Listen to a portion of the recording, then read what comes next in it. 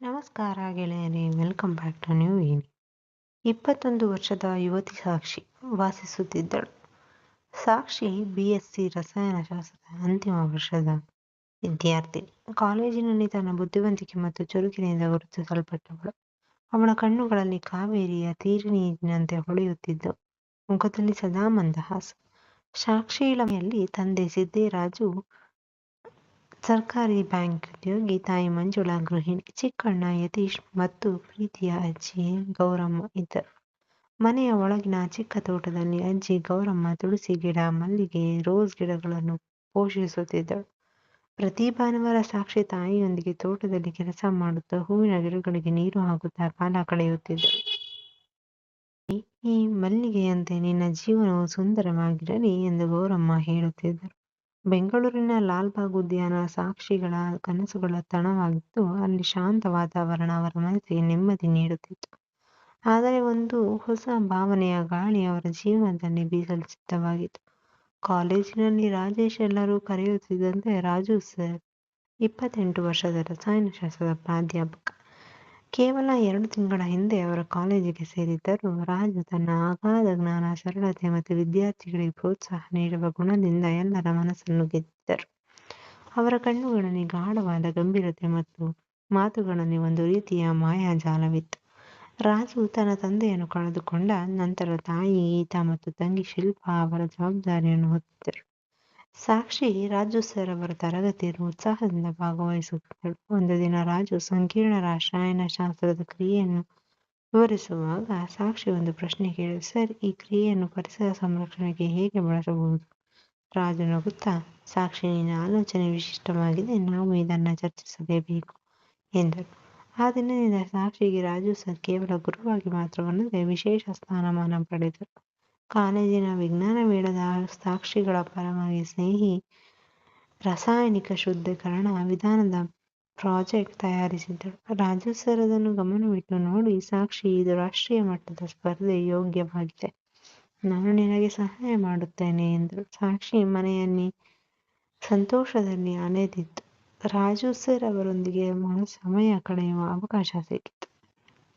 ದಿನಗಳು ಕಳೆದಂತೆ ಸಾಕ್ಷಿ ಮತ್ತು ರಾಜು ಸರ್ ಕಾಲೇಜಿನ ಗ್ರಂಥಾಲಯದಲ್ಲಿ, ಲ್ಯಾಬ್ನಲ್ಲಿ, ಕೆಲವೊಮ್ಮೆ ಕಾಲೇಜಿನ ಆವರಣದ ಹೊರಗೆ ಭೇಟಿಯಾಗುತ್ತಿದ್ದರು. ಒಂದು ದಿನ ಶನಿವಾರ ಕಬ್ಬನ್ ಪಾರ್ಕ್ನಲ್ಲಿ ಪರಿಸರ ಕಾರ್ಯಕ್ರಮ ಭಾಗವಹಿಸಲು ಇಬ್ಬರು ಹೋಗಿದ್ದರು. ಮರಗಳ ನಡುವೆ ಹಸಿರು ಹಾಸಿನ ಮೇಲೆ ಕುಳಿತು ಅವರು ಮಾತನಾಡುತ್ತಿದ್ದರು. ಸಾಕ್ಷಿ, ನಿನಗೆ ಜಾಗ ಇಷ್ಟವಿಲ್ಲವೇ ಎಂದು ರಾಜು ಕೇಳಿದರು. ಸರ್, ಇಲ್ಲಿ ಶಾಂತಿ, ಗಾಳಿ, ಸ್ಪರ್ಶ ಎಲ್ಲವೂ ನನ್ನ ಕನಸುಗಳ ಲೋಕಕ್ಕೆ ಕಳೆದುಕೊಂಡು ಹೋಗುತ್ತದೆ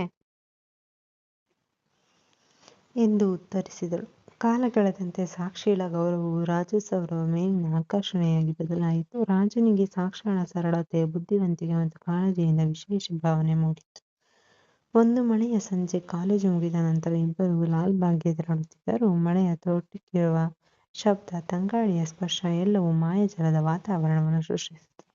ಸರ್, ನೀವು ಯಾವಾಗಲೂ ಇಷ್ಟು ಗಂಭೀರವಾಗಿರುತ್ತೀರಾ ಎಂದು ಸಾಕ್ಷಿ ಕಿಡಿಗೇಡಿಯಾಗಿ ಕೇಳಿದಳು.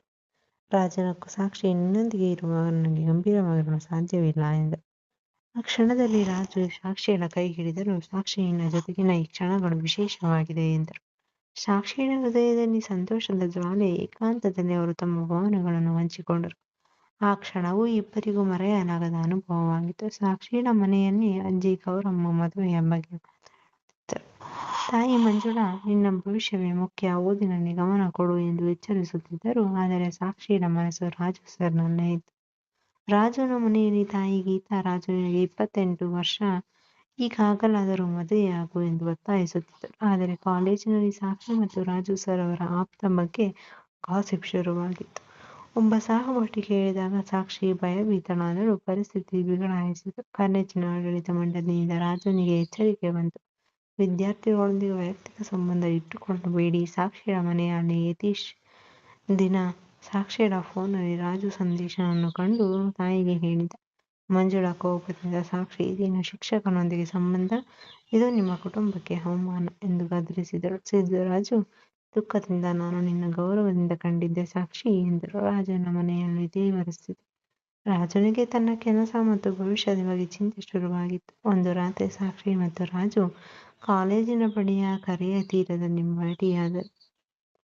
ಚಂದ್ರನ ಬೆಳಕಿನಲ್ಲಿ ಕೆರೆಯ ನೀರಿನ ಹೊಳೆಯುತ್ತಿದ್ದವು. ಸಾಕ್ಷಿ, ನಾವು ತಪ್ಪು ಮಾಡುತ್ತಿದ್ದೇವೆ, ಇಂದು ಮುಂದುವರಿಸಲು ಸಾಧ್ಯವಿಲ್ಲ ಎಂದು ದುಃಖದಿಂದ ಹೇಳಿದರು. ಸಾಕ್ಷಿ ಕಣ್ಣೀರಿಂದ, ಸರ್, ನಾನು ನಿಮ್ಮನ್ನು ಪ್ರೀತಿಸುತ್ತಿದ್ದೇನೆ, ಆದರೂ ನಾನು ಕುಟುಂಬವನ್ನು ದುಃಖಕ್ಕೆ ಒಳಪಡಿಸುತ್ತಿದ್ದೇನೆ ಎಂದಳು. ಇಬ್ಬರು ತಮ್ಮ ತಪ್ಪನ್ನು ಅರಿತು ಈ ಸಂಬಂಧಕ್ಕೆ ವಿರಾಮ ನೀಡುವ ನಿರ್ಧಾರ ತೆಗೆದುಕೊಂಡರು. ಸಾಕ್ಷಿ ತನ್ನ ಓದಲ್ಲಿ ಗಮನ ಕೊಟ್ಟಳು, ಆದರೆ ಲಾಲ್ಬಾಗ್ನ ಮರಗಳ, ಕಬ್ಬನ್ ಪಾರ್ಕ್ನ ಕರೆಗಳ ಎಲ್ಲವನ್ನೂ ಅವಳಿಗೆ ದುಃಖದ ನೆನಪಾದವು. ರಾಜು ಕಾಲೇಜಿನ ವರ್ಗಾವಣೆ ಪಡೆದು ಮೈಸೂರಿಗೆ ತೆರಳಿದ್ದರು. ಕಾಲ ಕಳೆದಂತೆ ಸಾಕ್ಷಿ ತನ್ನ ಪದವಿಯನ್ನು ಪೂರ್ಣಗೊಳಿಸಿದಳು. ಒಳ್ಳೆಯ ಉದ್ಯೋಗ ಪಡೆದಳು. ಸರ ಮತ್ತು ಕಾಳಜಿಯುಳ್ಳ ಯುವಕಳನ್ನು ಮದುವೆಯಾದಳು.